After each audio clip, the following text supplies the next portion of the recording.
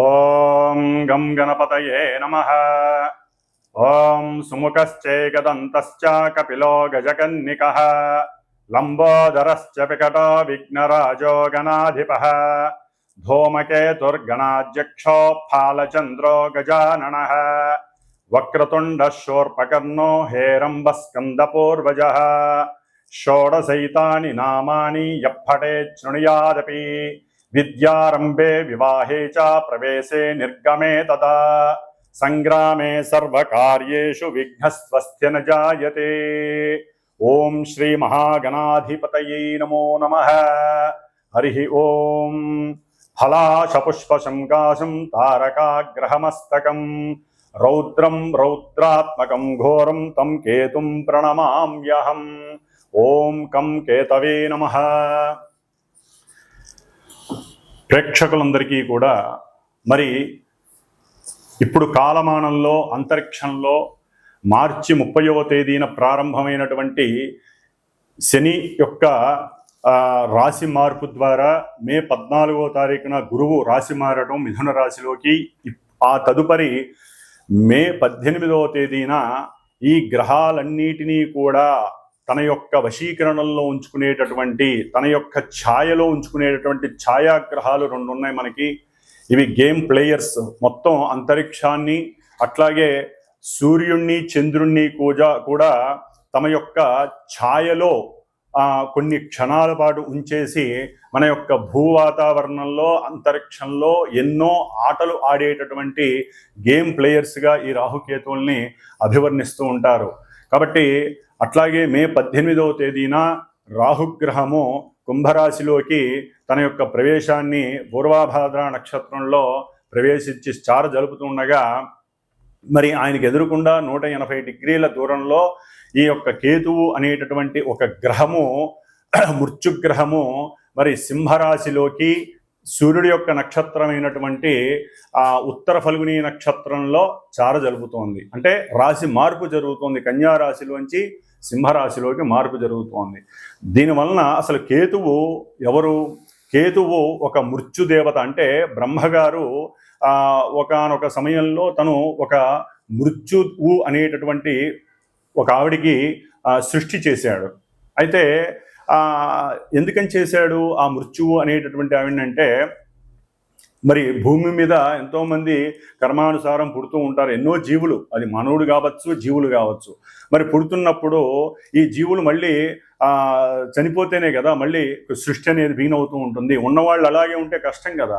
అందుకని అది ఆలోచించి ఆవిడికి జననమిస్తే ఆవిడ ఏడుస్తోంది, ఇదేనా నేను అందరినీ కబలించడానికైనా నాకు జన్మనిచ్చింది అని బాధపడుతుంటే, అప్పుడు ఆవిడ బాధపడుతున్నప్పుడు ఆ కన్నీటిలోంచి ధారల్లోంచి కొంత పొగ వచ్చింది. ఆ పొగలోంచే కేతువు అనేటటువంటి ఒక ధూమ్ర గ్రహం, అంటే ఈ పొగని ధూమ్రము అంటారు. కాబట్టి కేతువు ధూమ్ర గ్రహంగా జన్మించాడు ఆ మృత్యువు అనేటటువంటి ఆ బ్రహ్మచేత సృష్టింపబడినటువంటి కన్యకు. కాబట్టి మృత్యువు యొక్క కొడుకు కాబట్టి కేతుగ్రహము మృత్యుతుల్యమైనటువంటి ఎన్నో ఇబ్బందులు, ఎన్నో అగాధాలు, చిత్ర విచిత్రమైనటువంటి కార్యక్రమాలు చేస్తూ ఉంటాడు. మనసంతా కూడా, అంటే ఈ యొక్క అశ్విని నక్షత్రం అట్లాగే మఖా నక్షత్రం, ముఖ్యంగా మూలా నక్షత్రం, ఈ 3 నక్షత్రాలకి ఆయనే అధిష్టాన గ్రహం కేతు. కాబట్టి మూలా నక్షత్రానికి ఎక్కువగా ఫోర్స్ఫుల్గా ఉంటుంది. ఒకందుకు జాతకంలో ఎవరి జన్మజాతకంలోనైనా సరే మూలా నక్షత్రంలో కనుక పుట్టినట్లయితే, ఆ చంద్రుడు మూలా నక్షత్రంలో ఉన్నప్పుడు పుట్టినట్లయితే వారికి జ్ఞానానికి సంబంధించినటువంటి ఎఫెక్ట్ ఎక్కువగా ఉంటుంది. ఎందుకంటే మనకి జ్ఞానకారకో రాహువు, అట్లాగే మోక్షకారకో కేతువు అన్నారు. అంటే జ్ఞానాన్ని వృద్ధి చేసేటటువంటి వాడు రాహువు అయితే, ఆ మోక్షాన్ని ప్రసాదించడానికి ఎక్కువ మనసుని ప్రేరేపించేవాడు ఎవరయ్యా అంటే కేతువు. అందుకనే మనకి వాస్తు ధర్మంలో కూడా ఈశాన్యంలో కేతువుకి గురుడితో పాటు కేతువుకి కూడా స్థానాన్ని ఇచ్చారు. అంటే కొంత భాగాన్ని పెంచమని చెబుతారు. 1 అంగుళమో 2 అంగుళాలో 10 అంగుళాలు, ఎక్కువ కాదు. అంటే అది దైవానికి సంబంధించినటువంటి స్థానంగా భావిస్తారు. కాబట్టి ఈ కేతువు విష్ణు అంశ. ఎందుకంటే మనకు ఉన్నటువంటి దశావతారాలు ఉన్నాయి. ఈ దశావతారాల్లో కేతువు ఆ మీనావతార అంశ అంటే సాక్షాత్తు విష్ణుమూర్తి యొక్క అంశతో ఆవిర్భవించిన వాడని అర్థము. కాబట్టి మనకి జాతక చక్రంలో ముహూర్త భాగంలో కానీ నిత్యము కానీ మనకి ప్రతిరోజు రాహుకాలము అని ఉంటుంది. అంటే రాహుకాలము ప్రాంతీయ భావాలను బట్టి మనకి ఉంటూ ఉంటుంది, తమిళనాడులో ఎక్కువగా ఉపయోగిస్తూ ఉంటారు. కానీ కేతుకాలము అని కూడా ఉంటుంది. అంటే కేతుకాలం ఎక్కడా చూడలేదు కదండి, రాహుకాలం విన్నాం కానీ అని మీరు అనుకోవచ్చు. కేతుకాలము అంటే మనకి పంచాంగంలో యమగండ కాలము అంటారు. మరి మృత్యు అంటే యముడే కదండి. కాబట్టి వీళ్ళందరికీ రిలేషన్స్ ఉన్నాయి, సత్సంబంధాలు ఉన్నాయి. వీళ్ళందరికీ కూడా మృత్యుదేవతకు కానీ, కేతువుకి కానీ, యముడికి కానీ, శనికి కానీ అందరికీ కూడా వీళ్ళందరూ కూడా మనుషుల్ని మింగేసేటటువంటి తత్వం ఉన్నటువంటి వాళ్ళు. కాబట్టి ఈ యొక్క కేతుకాలం అంటే యమగండ కాలము అంటారు. ఈ యమగండ కాలంలో సాధ్యమైనంతవరకు పనులేవి ప్రారంభం చేయకూడదని శాస్త్రవచనం. మరి ఈ కేతువు ఏ విధంగా ఉద్భవించాడు? మనం ఆల్రెడీ మనకి అందరికీ కూడా పురాణ గాథ తెలుసు. క్షీరసాగర మథనము, దాంట్లో రాక్షసుణ్ణి స్వామివారు విష్ణు చక్రంతో సుదర్శన చక్రంతో అతని యొక్క శరీరాన్ని 2 ముక్కలు చేస్తే శిరస్సేమో మనకి రాహుకి వెళ్ళిపోయింది. కింద ఈ శరీరం అంతా కూడా మొండెంతో ఉన్నదానికి నాగుపావును పెట్టేసి మరి విష్ణుమూర్తి ఆజ్ఞాపించాడు కేతువును కూడా. వీళ్ళకు కూడా మన యొక్క సప్తగ్రహాలు అయితే నవగ్రహాల్లో ఒక్కొక్క స్థానం ఇచ్చారు. కానీ ఈ రాహుకి కేతువుకి ఒక స్థానం మీద కమాండింగ్ ఉండదు, వాళ్ళకంటూ ఏదీ లేదు. ఓకే, కొన్ని శాస్త్రాల్లో వృషభము ఉచ్చ అని, అట్లాగే రాహుకి ఉచ్చ క్షేత్రం అని, కేతువుకి మరి వృశ్చిక రాశి ఉచ్చక్షేత్రం అని అంటారు. అట్లాగే సింహము మీనము కూడా కేతువుకి పరిపరి మతాల విధంగా అంటే ఈ యొక్క శాస్త్రాలలో రకరకాలుగా సింహరాశి కేతువుకి స్వక్షేత్రమని, అట్లా మీనరాశి స్వక్షేత్రం అని అంటారు. మరి ఈ యొక్క రాహుకేతువులు ఈ యొక్క భూమండలంలో ఎన్నో ఉన్నటువంటి మన ప్రకృతి అంతా కూడా వాళ్ళు ఆవరించవేసి సూర్యాస్తమయాన్ని సూర్యోదయాన్ని కమాండ్ చేస్తూ, అంటే కాలాల రూపంగా యమగండ కాలమని, మృత్యుకాలమని, వీళ్ళ మాంది గ్రహాలు, అట్లాగే గుళిక కాలాలు, ఇవన్నీ కూడా చాలా రకాలుగా ఉంటాయి. అయితే ఈ కేతువు అనేటటువంటి వాడు ఎక్కడైతే ఏ రాశిలో ఉంటాడో ఆ రాశి ప్రభావాన్ని ఇస్తాడు, రాహుమాలే. అట్లాగే ఏ నక్షత్రంలో ఉంటే ఆ నక్షత్రాధిపతి యొక్క రాశి ప్రభావాన్ని ఇస్తాడు, ఏ గ్రహాన్ని అయితే ఉంటే ఆ గ్రహాన్ని కూడా ఇస్తాడు. కానీ ఈయన జ్ఞానాన్ని ఎక్కువగా, అంటే మోక్షాన్ని, జ్ఞానం ఉంటేనే కదండి మోక్షం వచ్చేది, లేకపోతే మోక్షం డైరెక్ట్గా ఎవరికి రాదు, అంత ఈజీ కాదు. ఆ జ్ఞానాన్ని ఇవ్వడానికే రాహువు. కానీ కేతువు కూడా రాహువుకి కమాండ్లోనే ఉంటాడు. కానీ ఈ కేతువు ఏమి అంత మంచివాడు కాదండి, మోక్షాన్ని ఇస్తాడు అంతవరకే. కానీ ఆయన పాపగ్రహాలతో కలిస్తే పాపాన్ని ఇంకా రెట్టింపు చేసి మింగేసేటటువంటి తత్వం ఉన్నటువంటి వాడి కేతువు. కాబట్టి ఈ కేతువు యొక్క పరిజ్ఞాన రీత్యా చూస్తే ఎటువంటి కార్యమైన ఆటంకాలు, వ్యాపారస్తులు పూర్తిగా కింద వాళ్ళు పడిపోవడానికి, వ్యాపారంలో పూర్తిగా నాశనం అయిపోవడానికి కూడా ఈ కేతువు కారణం అవుతాడు ఒక్కోసారి. అంటే సరైనటువంటి సాధన లేకపోవటం వల్ల కానీ, వ్యాపారస్తుల్లో కానీ బద్ధకం పెరిగిపోవటం, అందరినీ నమ్మటము, లేకపోతే అవసరం లేని సమయాల్లో పెట్టుబడి పెట్టడము, ఇవన్నీ కేతువు ప్రోత్సహిస్తూ ఉంటాడు.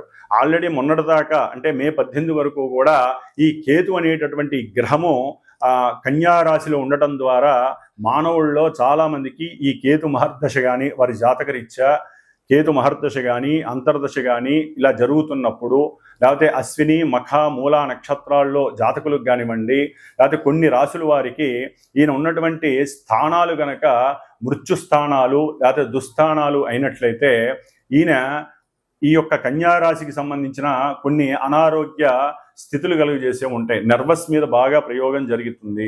అట్లాగే లోపల జీర్ణకోశానికి సంబంధించిన, పేగులకి సంబంధించిన ఇంటెస్టివ్ డైజెషన్ సిస్టమ్ అంటే అజీర్ణ వ్యాధులు ప్రబలటానికి, ముఖ్యంగా వ్యాపారస్తులకి నష్టాలను కలుగజేయడానికి, వ్యాపార వృద్ధి జరుగుతుంది అనుకుంటే అది కాస్త క్షీణించడానికి ఈ కేతువు చాలా వరకు దోహదపడ్డాడు ఇప్పటి వరకు కూడా.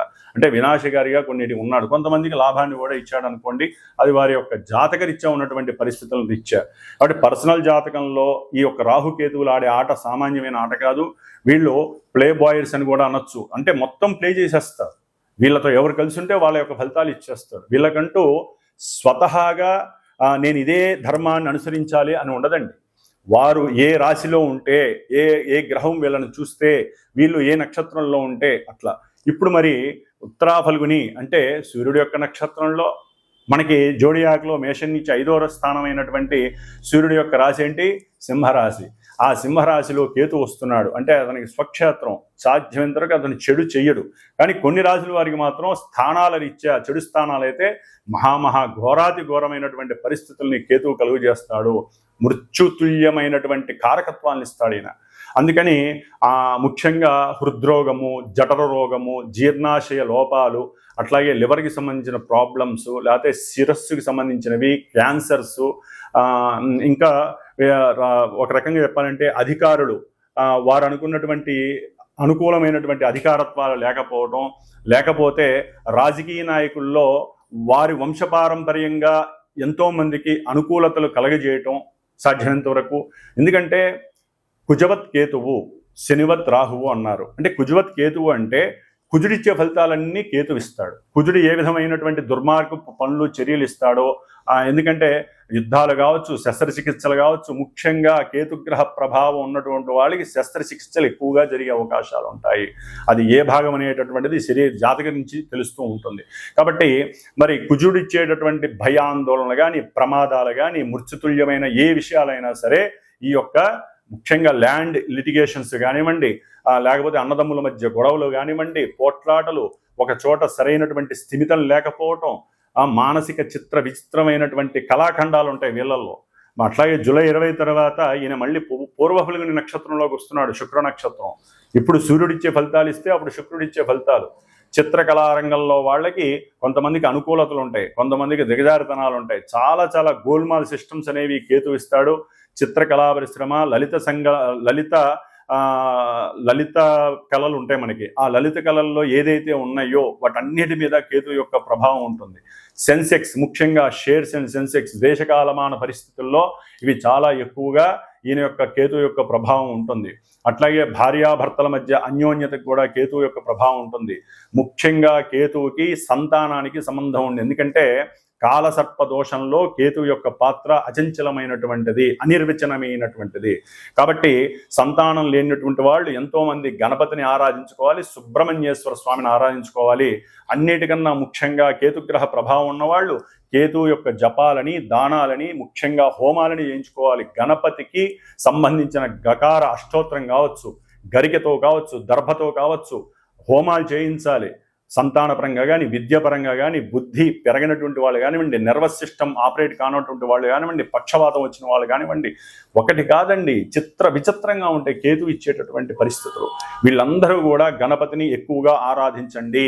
కేతుగ్రహ ప్రభావం వలన, దానివలన బుద్ధి వికాసము, కూర్చుంటే పూజ చేయాలనేటటువంటి తాపత్రయం పెరుగుతుంది. మోక్ష మార్గానికి మీకు మీరే ఆ దైవాన్ని ఎక్కువగా నమ్ముకోవాలి. కాబట్టి కేతువు సింహరాశిలో ఉండటం చాలా చాలా విశేషప్రదం, కొన్ని రాశుల వారికి తప్ప.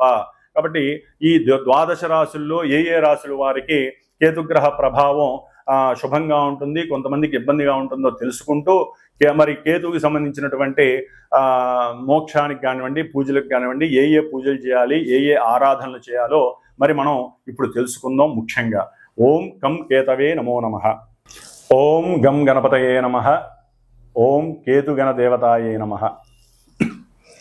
కర్కాటక రాశి మే 18 తర్వాత కర్కాటక రాశి వారికి ధనస్థానంలో, కుటుంబ స్థానంలో ఈ కేతువు తన యొక్క స్వక్షేత్రము, మిత్రరాశి అయినటువంటి సింహరాశిలో రవి యొక్క నక్షత్రమైన ఉత్తర ఫల్గుని నక్షత్రంలో అడుగు పెట్టడం విశేషమైనటువంటి ధనలాభాల్ని కలుగజేస్తుంది కర్కాటక రాశి వారికి. మిగతా గ్రహస్థితుల వలన కొంచెం ఫ్లక్చువేషన్స్ ఉంటాయేమో, తర్వాత తీసేయండి. 1.5 ఇయర్ ఈ యొక్క ధనస్థానంలో ఉన్నటువంటి కేతువు మాత్రము వీరికి ధనాన్ని పరంపరగా ఇస్తాడు. ముఖ్యంగా రాజకీయ నాయకుల నుంచి ధనాన్ని ఎక్కువగా లాభపడతారు. ఎవరైతే రాజకీయ నాయకులు వీరి మీద ఏదైనా ధనాన్ని గనక పెట్టుబడిగా పెడతారు కదా కొంతమంది బినామీ, దీని ద్వారా రాజకీయాలు లేదా పారిశ్రామికవేత్తలు ఇంకా కొంతమంది వాళ్ళ పేర్ల మీద కాకుండా బినామీలతో పెడతారు కదా, అనుకోకుండా ఆకస్మికంగా వీళ్ళకి ధనలాభం వచ్చి పడుతుంది. వాళ్ళకి ఏం చేయాలో తెలియక మరి వదిలి వెళ్ళిపోతారో తెలియదు వీళ్ళ పేరు మీద, లేకపోతే వాళ్ళు వేరే రకంగా ఇబ్బందులు పడతారో తెలియదు, కానీ వీళ్ళకి మాత్రం ధనం వచ్చి పడుతుంది. అంతటి చక్కటి ధనం మాత్రం పెద్ద వాళ్ళ ద్వారా రావడానికి అవకాశం ఉంది. అట్లాగే వీరు ఏదైనా ఉద్యోగ పర్పస్ కోసం గనక ఓరల్గా వీరు గనక లేకపోతే వ్రాతపరంగా కానీ ఉద్యోగాలకి వెళ్తే గనక అంటే మన భాషలో చెప్పాలంటే ఉద్యోగాలకి సంబంధించి ఓరల్గా వీళ్ళు ప్రయత్నం చేస్తే కనుక ఇంటర్వ్యూస్లో వీరు జాగ్రత్తగా మాట్లాడి గణపతి ఉపాసన శక్తి పెంచుకొని, అంటే ఇంట్లో చక్కగా పూజ చేసుకొని గణపతి ఆరాధన చేసుకొని వీరు వెళ్ళి మాట్లాడితే అవతల వాడు వీడికి సరెండర్ అవ్వాల్సిందే. ఎందుకంటే కేతువు సూర్యుడిని ఆక్యుపై చేసేస్తాడు. కాబట్టి అవతల పెద్ద వ్యక్తుల్ని వీరు గణపతిని ఆరాధించి వెళ్తే మటుకు వీరికి అనుకూలమైనటువంటి స్వశక్తి మీద చక్కటి వాక్చాతుర్యం రాదండి తొందరగా. కేతువు 2లో ఉంటే దుర్భాషలు ఎక్కువ అవుతాయి, ఊరినే కోపం వస్తుంది, ఉష్ణతత్వం కదా ఆ రాశి, కోపం వచ్చేస్తుంది. నోటిని జాగ్రత్తగా వాడండి. అది ముఖ్యంగా కుటుంబంలో భార్యతో కానీ, పిల్లలతో కానీ, తల్లితో కానీ, తండ్రితో కానీ కర్కాటక రాశి వారు చాలా జాగ్రత్తగా మాట్లాడండి. లేకపోతే కేతుగణం నాలుక మీద తాండవం చేస్తూ నోట్లోంచి వచ్చే మాటలు అంతా ఇంతగా దాని ద్వారా కుటుంబంలో లేనిపోని చిచ్చులు వస్తాయి, గొడవలు వస్తాయి, కుటుంబాలు విడిపోతాయి. అందుకని మనం ఏది కంట్రోల్ చేస్తే మనకి ఆ గ్రహం వలన లోపాన్ని సరిదిద్దుకోగలుగుతామో అది మనం కూడా చేసుకోవాలండి. ఊరికే పూజలు చేయటమే కాదు, కొంత మన స్వశక్తి, మన యొక్క స్వయం కృషి కూడా, ఆ ప్రతిభ కూడా మనల్ని కాపాడుతుంది. అది ఎక్కడ వస్తుంది ఆ ప్రతిభ? మీలో, మీ జాతకంలో, ఒరిజినల్ జాతకంలో అది ఉందో లేదో తెలియదు కదా, ఎట్లా వస్తుంది? కేతు గ్రహం వల్లే వస్తుంది కదా. ఇప్పుడు మొత్తం ధనపరంగా నష్టపోయే అవకాశాలు ఉంటాయి. ఇందాక చెప్పాను మీకు లాభం వస్తుందని. ఒక్కోసారి మీరు ఎదురుపెట్టి నష్టపోయే అవకాశం ఉంటుంది. గవర్నమెంట్ వ్యవస్థల్లో పెట్టుబడి పెడతారేమో, ఎవరికి తెలుసు? లేకపోతే గవర్నమెంట్ ఎప్పుడో షేర్స్ సెన్సెక్స్లో పెట్టుండొచ్చు, లేకపోతే పందాల్లో పెట్టుండొచ్చు, క్రీడా రంగాల్లో పెట్టుండొచ్చు ధనాన్ని. లేకపోతే పలానా ఇప్పుడు క్రికెట్లో జరుగుతున్నాయి, ఆ క్రికెట్ పందాల్లో డబ్బులు పెట్టి పూర్తిగా నాశనం అవ్వచ్చు. నేను అనేది ఏంటంటే అటు జరగచ్చు, ఇటు జరగచ్చు. ఎందుకంటే మల్టిపుల్ యాక్షన్స్ ఇచ్చేవాడు కేతు. అందుకని నిత్యము గణపతి, మీరు ఏదైనా 10 రూపాయలు ఖర్చు పెడుతున్నారంటే, కుటుంబంలో ఎవరితోనైనా సరే మాట్లాడుతున్నారంటే ఓం గణపతయే నమః అని మనసులో అనుకుంటూనే ఉండండి. లేకపోతే మీ నోరే మీకు శాపం అవుతుంది. అదే గణపతి ఆవాహన చేసుకొని ఉపాసన కనుక చేసుకుంటే మీ నోరే, మీ వాక్యే మీకు ఒక రామాస్త్రం అవుతుంది, శివాస్త్రం అవుతుంది, ఒక అస్త్రశస్త్రం అవుతుంది. అది కాస్త అంటే అంత మంచి యోగాన్ని కలుగజేస్తుంది ధనపరంగా. కాబట్టి కుటుంబంలో దుర్భాషలు ఆడకండి, ఇష్టం వచ్చినట్టుగా. తండ్రితో మాత్రం అస్సలు మాట్లాడకండి కర్కాటక రాశి వారు. సంతాన విషయంలో జాగ్రత్తగా ఉండండి. అట్లాగే సంతానం కనేవాళ్ళు కూడా గణపతి సూక్తాలు వినండి, గణపతికి సంబంధించినవి చేసుకుంటూ ఉండండి. లేదా గణపతి అధర్వణ ఉపనిషత్తు ఉంటుంది, అంటే గర్భధారణ ధరించిన వాళ్ళు కుటుంబంలో ఒక వ్యక్తి వస్తున్నాడు కాబట్టి ఆ వ్యక్తి మంచి బుద్ధి, జ్ఞానము, ఆయుష్, వర్చస్సు కలిగి ఉండి మంచి వాక్కు. కొంతమందికి నత్తి వస్తుంది. ఈ కేతుగణం 2లో ఉంటే పుట్టే వాళ్ళకి నత్తి రావచ్చు, లేకపోతే ఆల్రెడీ నత్తిగా ఉన్నవాళ్ళు కూడా ఇంకా ఇబ్బందులు పడి మానసికంగా జుగుత్సకు గురవచ్చు. అందుకని ఆ నత్తిలో ఉన్నవాళ్ళు కూడా గణపతిని ఆరాధిస్తే తొందరగా మాట వచ్చే అవకాశం ఇప్పుడు వస్తుందండి. కాబట్టి గణపతి సూక్తాలు చేయించండి మా లాంటి వేద పండితుల ద్వారా. కేతుగ్రహ జపాలు చేయించండి. ధనం పోకుండా ఉంటుంది, సంతానం కోల్పోకుండా ఉంటారు, సంతానంతో విరోధాలు రావు, సెన్సెక్స్, షేర్స్ లేకపోతే క్రీడారంగంలో నష్టాలు రాకుండా ఉండటానికి కంపల్సరీ మంత్ర ప్రయోగాన్ని మాలాంటి వాళ్ళ ద్వారా మీరు యూజ్ చేసుకోవాలి. మీరు మాత్రం డైలీ గణపతిని లోపల స్మరిస్తూ ఉండాలి. అట్లాగే ఈ కర్కాటక రాశి వారు ప్రతి సోమవారము కూడా మనకి రాహుకాల సమయం ఉంటుంది సోమవారంలో. అది 7:30 నుంచి 9 వరకు ఉంటుంది. ఆ సమయంలో కేతుకాలం అంటే యమగండ కాలం కూడా ప్రతిరోజు ఉంటుందండి. రాహుకాలంతో ఇప్పుడు సంబంధం లేదు, యమగండ కాలమే కేతుకాలం. ఇందాక మనం చెప్పుకున్నట్లుగా ఆ యమగండ కాలంలో చక్కగా మీరు లక్ష్మీదేవి గణపతి ఆరాధన, లక్ష్మీ గణపతికి సంబంధించిన ఆరాధన, లక్ష్మీ అష్టోత్తరం, గణపతి అష్టోత్తరం చేయండి. యమగండ కాలంలో ఆర్థిక నష్టాలు జరగవు. చక్కటి వాయిస్ మీకు ప్రేరితం అవుతూ ఉంటుంది. క్రీడారంగంలో వృద్ధి జరుగుతుంది. లేకపోతే లలిత కళల్లో మీకు మంచి గాత్రం, అంటే లలిత కళల్లో మరి సంగీతం పాడేవాళ్ళు కూడా ఉంటారు. ఈ సంగీతం ఉన్నతమైనటువంటి కీర్తి ప్రతిష్టలు లభించడానికి అవకాశం ఉంటుంది. అయ్యో నేను ఇలా పాడగలనా, నాలో ఇంత శక్తి ఉందా, స్వరశక్తి నాలో ఉందా అనే ఆశ్చర్య భ్రాంతి మీకు కలుగుతూ ఉంటుంది. కాబట్టి కేతు గణానికి సంబంధించినటువంటి శాంతి చేసుకోవటం ద్వారా, హోమాలు చేసుకోవడం ద్వారా, గణపతి సూక్తాలు, అధర్వణ ఉపనిషత్ సూక్తాలు మీరు చేసుకోవడం ద్వారా మీకు చక్కటి వాక్శుద్ధి సిద్ధి కలుగుతుంది. కుటుంబంలో ధనవృద్ధి కలుగుతుంది. కుటుంబ పోషణ బాగా జరుగుతుంది. ఓం గం గణపతయే నమో నమః.